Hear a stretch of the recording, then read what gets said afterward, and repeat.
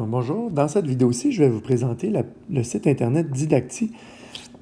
Donc, on doit aller, mettons que je m'en vais sur Safari, je m'en vais en haut dans la barre de recherche et je vais taper Didacti. En principe, il devrait apparaître là, assez rapidement et vous devriez arriver à cette page-ci. En fait, non.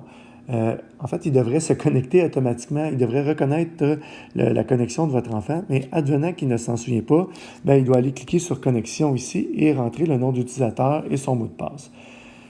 Le nom d'utilisateur et le mot de passe, on les a insérés. Donc, j'ai créé avec chacun de mes élèves une fiche comme ça dans Notes qui porte comme titre Information importante Collège Laval.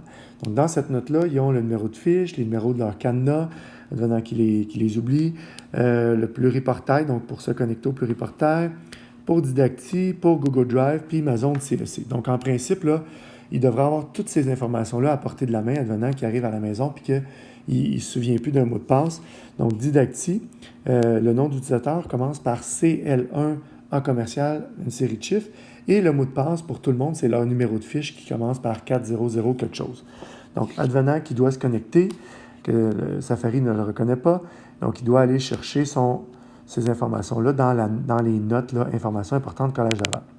Donc, une fois qu'il s'est connecté, donc CL1 en commercial, une série de chiffres, puis il rentre son mot de passe, qui est son numéro de fiche. Il va cliquer sur Connexion. Et là, en principe, en haut à gauche, il devrait voir son nom à lui. Donc, moi, mon nom, c'est Danick Velquette. Et là, il peut aller soit dans Abonnement. Donc, s'il va dans Abonnement, il va voir ma page. Donc, il va voir mon numéro, là, CL1 272. Advenant qu'il ne se souvient pas ou qu'il n'est pas abonné, donc, ce qu'il peut faire, c'est aller cliquer dans cette zone-ci où il y a une petite loupe. Donc, il s'en vient ici, puis il commence à rentrer mon nom, Danick Velquette, et rapidement, il va apparaître. Donc, une fois qu'il s'en va là,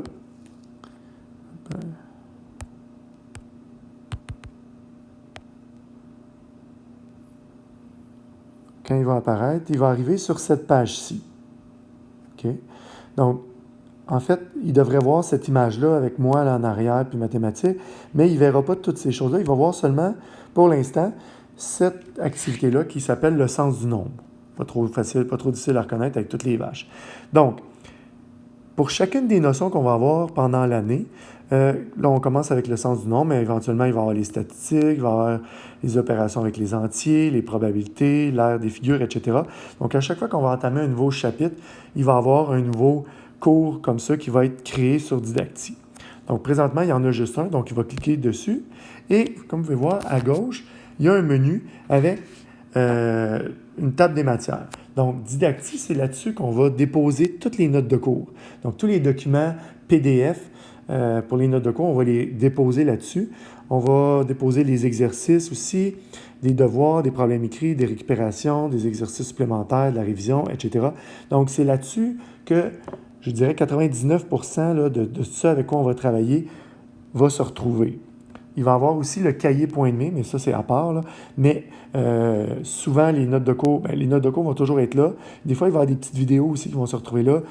Les devoirs, souvent, ça va être là. Donc, on peut aller cliquer, mettons, sur la sélection exercices, puis là, il y a les séries d'exercices qui sont là. Il va aller voir les problèmes écrits, il descend, puis les problèmes écrits sont là, etc.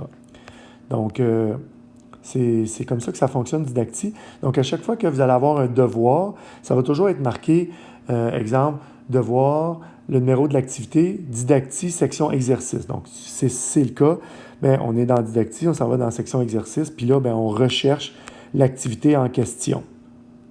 Des fois, ça va être dans la section devoir, donc je m'en vais sur devoir, puis là, je descends jusqu'à temps que je retrouve le titre du devoir qui était mentionné dans Pluriportail. Donc, en espérant que ça puisse vous aider à vous retrouver avec Didacti.